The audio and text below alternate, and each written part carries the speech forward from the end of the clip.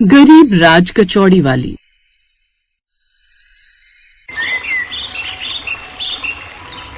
दिल्ली शहर के पॉश इलाके की खान मार्केट में एक बड़ी सी राज कचौड़ी की दुकान थी, जिसके बाहर एक बोर्ड पर बड़ा सा लिखा हुआ था, गरीब राज कचौड़ी वाली। एक रोज उस बड़ी सी दुकान के बाहर एक फटे पुराने मैले कुचले कपड़ों में एक औरत बड़ी देर से खड़ी होकर गार्ड से कुछ कह रही थी। बस एक बार मुझे अंदर जाने दीजिए भाई साहब। सॉरी, लेकिन यूँ आप ऐसी हालत में अंदर नहीं जा सकती। और आप समझिए, यहाँ की राज कचौड़ी के दाम बड़े महंगे हैं, आप नहीं खरीद पाएंगे। अब आप जाइए यहाँ से। भाई साहब, आप गलत समझ रहे हैं। अच्छा, एक बार मैनेजर साहब को बाहर बुला दीजिए। उसके बार बार रिक्वेस्ट करने पर गार्ड मैनेजर को बाहर बुलाता है। साहब, काफी देर से एक औरत फटे हुए कपड़ों में बाहर खड़ी है और कब से बड़ी मैडम से मिलने की जिद किए जा रही है। जब मैंने इनकार कर दिया तो वो आपसे मिलने के लिए कह रही है। अच्छा ठीक है, चलो। मैनेजर बाहर आता है तो वो औरत उससे हाथ जोड़कर कहती है, साहब मैं कुछ मांगने नहीं आई हूँ, आप बस एक बार मैडम से मिलवा दीजिए, मेरा उनसे मिलना बड़ा जरूरी है। देखिए मैडम, सबसे नहीं मिलती, वो काफी बिजी है। आप बस मेरा एक काम कर दीजिए, उनको जाकर बोलिए कि पुष्पा आई है। अरे लेकिन आप समझ क्यों नहीं रहे? ये तो हमारी शराफत है कि हम आपसे तमीज से पेश आ रहे, क्योंकि हमारी मैडम नहीं चाहती कि यहाँ आने वाले किसी भी इंसान से हम बदतमीजी करें। इसीलिए बेहतर यही होगा कि आप यहाँ से चली जाएं। आप बस एक बार उनसे जाकर बोल दीजिए कि पुष्पा उनसे मिलना चाहती है। अगर उन्होंने इनकार कर दिया तो मैं चुपचाप यहाँ से चली जाऊंगी। अच्छा ठीक है, तुम रुको, मैं अभी मालती मैडम को आपका मैसेज देकर आता हूँ। इसके बाद मैनेजर अंदर जाता है जहाँ मालती अपने केबिन में बैठी हुई थी। मैडम, कोई औरत आई है जो काफी देर से आपसे मिलने की जिद किए बैठी है। कौन औरत? वो अपना नाम पुष्पा बता रही है, कहती है आपको उनका नाम बता दूं। पुष्पा का नाम सुनते ही मालती कुछ सोचने लगती है, फिर झट से कहती है, उन्हें जल्दी से अंदर लेकर आओ। जी मैडम। कुछ देर बाद मैनेजर उस औरत को मालती के केबिन में छोड़ जाता है। कुछ देर बातें करने के बाद रोती हुई पुष्पा खुशी खुशी वापस लौटती है। उसके हाथों में एक पिन्नी थी जिसमें ढेर सारी नोटों की गड्डियां थी। किसी को समझ नहीं आ रहा था कि आखिर मामला क्या है, और पूरा दिन सबके मन में यही सवाल चलता रहा कि आखिर इतनी बड़ी औरत एक मामूली सी फटे हाल औरत को कैसे जानती है।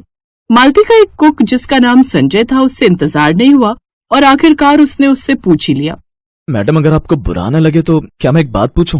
पूछो संजय, और बुरा लगने वाली कौन सी बात है? ये बड़ी सी दुकान मेरा घर है और तुम सब मेरे परिवार के सदस्य की तरह हो। Thank you so much madam. Madam, वो औरत कौन थी जो आज सुबह आपसे मिलने आई थी? पहले वो कितनी उदास थी, लेकिन आपके कैबिन से बाहर आकर तो वो बड़ा खुश थी। ये बात सुनते ही कुछ देर के लिए मालती चुप हो जाती है, जैसे किसी ने उसकी दुखती रग पर हाथ रख दिया हो। कोई बात नहीं मैडम, अगर आप नहीं बताना चाहती इट्स ओके, लेकिन आप उदास मत होइए। तभी बाकी का स्टाफ भी वहाँ खड़ा था। तुम सच जानना चाहते हो तो सुनो, हमारा एक ठेला हुआ करता था जिस पर मेरे पति राज कचौड़ी बनाकर बेचा करते थे, लेकिन एक रोज उनकी तबीयत अचानक खराब हो गई और उन्होंने बिस्तर पकड़ लिया। हमारी एक जमीन थी जो कि किसी ने गलती से हथिया ली। अपने परिवार का पालन पोषण करने के लिए मैंने अपने पति का ठेला लगाना शुरू कर दिया।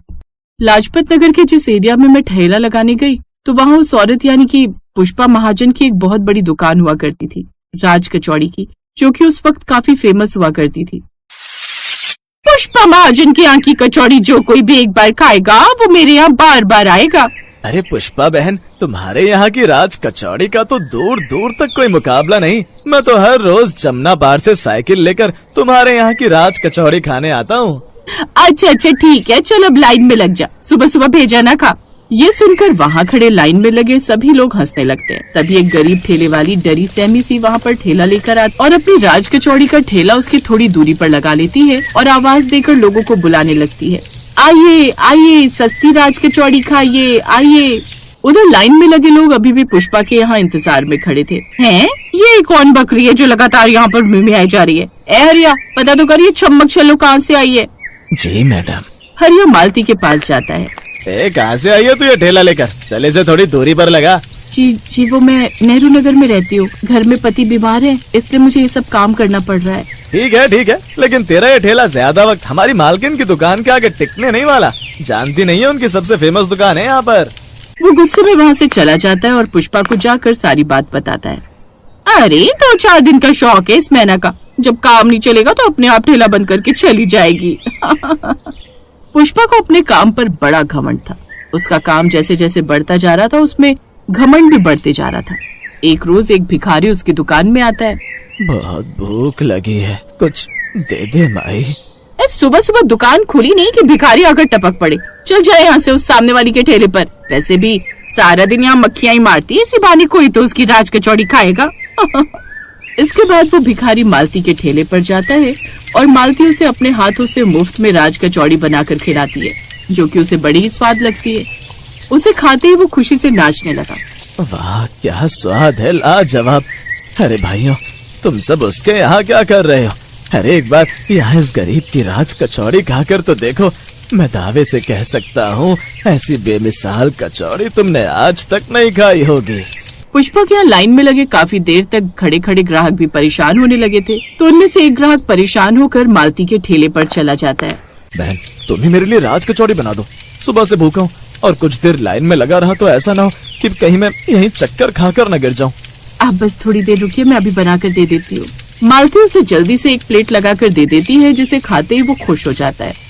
वाह बहन, ये तो बहुत ही स्वादिष्ट है। ऐसी चाट तो मैंने आज तक नहीं खाई। 2 प्लेट और लगा दो। उसको भी उसके हाथ की बनाई हुई चाट बड़ी पसंद आती है और वो भी खुश हो जाता है। अरे तुम लोग वहाँ क्यों समय बर्बाद कर रहे हो? एक बार इनके हाथ की राज कचौड़ी खाकर देखो। उसके कहने पर अब और भी ग्राहक उसके पास आते हैं और राज कचौड़ी खाने लगते हैं। अब जो भीड़ पहले पुष्पा के ठेले पर लगती थी, अब मालती के यहाँ लगने लगी, जिससे पुष्पा काफी गुस्से में आ गई। इस गरीब ठेले वाले की वजह से मेरा काम धंधा कम हो गया। हरिया, अपने आदमियों के साथ जाओ, उसका ठेला तोड़ दे। अपने आदमियों से कहकर पुष्पा ने मालती का ठेला तोड़वा दिया। नहीं, ऐसा मत करो, नहीं नहीं। तभी मालती के सपोर्ट में उसके ग्राहक आते हैं। हमारे साथ पुलिस स्टेशन चलो। हम अभी पुलिस स्टेशन चलते हैं और इसके खिलाफ रिपोर्ट लिखवाते हैं।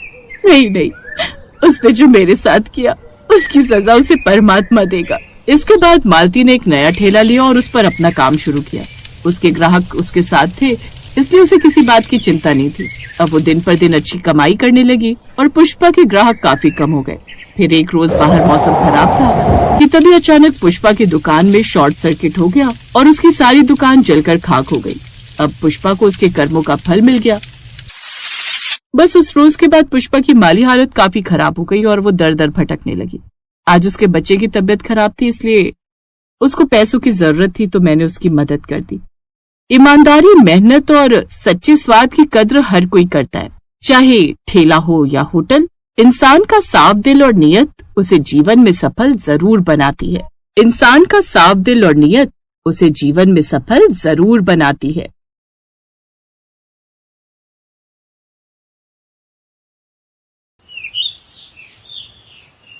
गांव में सोहन का एक आलू कचौड़ी का ठेला था, लेकिन गांव में उसे कुछ खास कमाई नहीं हो पाती थी, जिस कारण उसने शहर में जाकर आलू कचौड़ी का ठेला लगाने का फैसला किया। अब हमें शहर जाकर अपना काम शुरू करना होगा रमा। गांव में कुछ खास कमाई नहीं हो पा रही। दोनों बच्चे की पढ़ाई और बेहतर भविष्य के लिए हमें ज्यादा पैसे कमाने होंगे। जैसा आपको ठीक लगे। सोहन अपनी पत्नी और 2 बच्चों के साथ शहर चला आया। शहर पहुंचते ही उसकी पत्नी रमा उससे बोली, आपको क्या लगता है जी, हम शहर में अपना आलू कचौड़ी का ठेला चला पाएंगे? यहाँ तो जहाँ नजर दौड़ाओ खाने का कुछ न कुछ ठेला लगा ही हुआ है। यहाँ तो खाने की कोई कमी है नहीं। ऐसे में कोई हम गरीबों के हाथों की आलू कचौड़ी क्यों ही खाएगा? अभी तो काम शुरू भी नहीं हुआ और तुमने पहले ही हार मान ली रमा। अब वो शहर में अपने लिए किराए पर कमरा ढूंढते हैं। उन्हें एक कम दाम में कमरा मिल जाता है। अब वो उसमें रहने लगते हैं। कुछ दिनों में ही सोहन अपने घर के पास में ही आलू कचौड़ी का ठेला लगा लेता है। उसके आसपास काफी सारे फास्ट फूड के ठेले लगे हुए थे, जिस कारण उसके ठेले पर बहुत कम लोग ही आ पाते। वो जितना सामान बनाता उसका आधा सामान बिकता। सोहन परेशान होकर रमा से बोलता है, रमा, यहाँ तो सभी फास्ट फूड के दीवाने हैं। हमारी आलू कचौड़ी तो बहुत ही कम लोग खरीदते हैं। लेकिन ऐसे तो गुजारा कैसे चलेगा जी? कमरे का किराया भी देना है, बच्चे भी साथ में हैं, उन्हें भूखा भी नहीं रख सकते। हमें कोई ऐसी जगह तलाशनी होगी जहाँ हमारा आलू कचौड़ी का काम अच्छा चले। लोग ज्यादातर आलू कचौड़ी खाना पसंद करते हो। हाँ, लेकिन ऐसी जगह कहाँ मिलेगी? तभी उनकी मकान मालकिन वहाँ आती है। ऐसी जगह तो नाथपुरा ही है। वहाँ रेलवे स्टेशन और बस स्टॉप दोनों आसपास ही हैं। वहाँ हर तरह के लोग आते हैं। मुझे यकीन है तुम्हारा काम वहाँ जरूर चलेगा। और मेरे पति की उस स्टेशन मास्टर से अच्छी जान पहचान है, तो वो तुम्हारा ठेला लगवा देंगे। आपका बहुत बहुत धन्यवाद मालकिन जी। अनीता अपने पति से बात करती है। वो अगले दिन स्टेशन मास्टर से कहकर वहाँ पर सोहन का ठेला लगवा देता है। आलू कचौड़ी की महक बस स्टॉप और स्टेशन पर आने वाले यात्रियों को अपनी ओर खींचने लगती है। अब सोहन के ठेले पर यात्रियों की भीड़ रहने लगती है। एक बार एक कुली सोहन के पास आता है और उसके हाथ की आलू कचौड़ी खाकर खुश हो जाता है। वाह भाई वाह, मजा आ गया। क्या स्वादिष्ट आलू कचौड़ी बनाते तुमने, और दाम भी बहुत कम है। सच कहूँ पहले यहाँ खाना खाने के लिए ना हमें दुकान पे जाना पड़ता था, जहाँ खाना काफी महंगा मिलता था और हमारी दिन भर की कमाई खाने में ही चली जाती है। लेकिन अब तुम्हारे पास ये कम दाम में आलू पूड़ी खाकर तो पेट भरता ही है, साथ ही 2 पैसे भी बच जाते हैं भाई। धन्यवाद भाई, अब तुम पेट भरकर खाना खाओ। ऐसे ही दिन गुजरने लगते हैं। अब तो जो रोज की सवारी वहाँ से आती जाती, वो तो सोहन के ठेले पर जाने से खुद को रोक ही नहीं पाते। वो तो अब उसके पक्के ग्राहक हो गए थे। ऐसे ही कुछ दिन बीतते हैं। एक रोज एक सेठ जिसके हाथ में काफी बैग थे, वो सोहन के ठेले के पास से गुजर रहा था कि तभी उसके बैग की टक्कर से सोहन के ठेले पर रखा सामान नीचे गिर जाता है और उसका काफी नुकसान हो जाता है। लेकिन सेठ उल्टा सोहन पर ही चिल्लाने लगता है, तुम गरीबों को भी ना बीच में ही आकर खड़ा होना होता है। मेरा सारा सामान तो गिरा ही दिया, साथ ही मेरे महंगे कपड़े भी गंदे कर दिए। लेकिन साहब इसमें मेरी क्या गलती? आपकी वजह से उल्टा मेरा कितना नुकसान हुआ है। आप ऐसा कीजिए, मेरा नुकसान भर दीजिए। ये सुनकर सेठ उसे जोरदार थप्पड़ मार देता है। साथ ही स्टेशन मास्टर से उसने शिकायत भी कर देता है। सेठ जैसा बड़ा आदमी होने की वजह से स्टेशन मास्टर सोहन को ठेला लगाने से मना कर देता है। ये सब बातें जब रमा को पता चलती है तो वो बोलती है, ना जाने कैसे आदमी है इस शहर में, अब क्या होगा जी। अब सोहन घर पर ही रहता है। वहीं दूसरी तरफ सोहन का ठेला न लगने की वजह से अब उसके रोजमर्रा के ग्राहक भी काफी परेशान हो चुके थे। अब तो लोग इतना ट्रेन और बस के बारे में नहीं पूछते थे जितना वो सब सोहन के बारे में पूछते थे। अरे सोहन भाई की आलू कचौड़ी में जो बात थी वो और किसी भी खाने में नहीं। सच में उनकी आलू कचौड़ी की बहुत याद आती है। उनकी बात पीछे खड़ा बिरजू नाम का वही कुली सुन रहा था जो अक्सर सोहन के ठेले पर आता था। वो सीधा स्टेशन मास्टर के पास जाता है। ये आपने बहुत गलत किया मास्टर जी, मेरी मानिए तो आप सोहन को वापस बुला लीजिए। वैसे भी उस गरीब की क्या गलती, मैंने खुद उन सेठ को अपने सामान से सोहन के ठेले पर टकराते हुए देखा था। उसकी बात मानकर अब वो सोहन को वापस बुला लेते हैं। तुम्हारा बहुत बहुत धन्यवाद बिरजू भाई। अब अगले दिन से सोहन फिर से ठेला लगाने लगता है। उसके पास फिर से ग्राहक आने लगते हैं। सोहन को देखकर सब ग्राहक बहुत खुश थे। कुछ दिन ऐसे ही बीतते हैं। एक रोज जब वो सेठ वहाँ से गुजर रहा था तो उसके हाथ में एक बैग था जिसमें काफी सारे रुपए थे। पीछे से 2 गुंडे आए और सेठ से वो बैग छीनकर भागने लगे। पकड़ो पकड़ो पकड़ो पकड़ो। ये देखकर सोहन ने वहीं रखा अपना बर्तन उठाया और उन दोनों की पिटाई करने लगा और उनसे बैग छीनने लगा। तभी उनमें से एक गुंडे ने सोहन पर चाकू से वार कर दिया। ये देख उसके ग्राहक गुस्सा हो गए और उन सब ने मिलकर उन गुंडों की धुनाई कर दी। सेठ सोहन को जल्दी से अस्पताल लेकर गया जहाँ उसकी जान बच गई। अब मैंने तुम्हारे साथ कितना गलत किया। उस रोज तुम्हारी गलती नहीं थी, लेकिन फिर भी तुमने आज मेरे लिए अपनी जान की बाजी लगा दी। कोई बात नहीं साहब, पैसा कितनी मेहनत से कमाया जाता है ये बात मैं अच्छे से जानता हूँ और इंसानियत की खातिर आपकी मदद करना मेरा फर्ज था। आपकी जगह कोई और होता तो तब भी मैं ऐसा ही करता। सोहन सच में तुम भले इंसान हो और ऐसे इंसान की मदद मैं भी करना चाहूंगा। अब सेठ सोहन के लिए एक बड़ी सी दुकान खुलवा देता है जिससे उसके पास और भी ग्राहक आने लगते हैं। अब सोहन खूब पैसे कमाने लगता है और साल भर के अंदर ही वो खुद का घर ले लेता है और अपने परिवार के साथ खुशी खुशी रहने लगता है।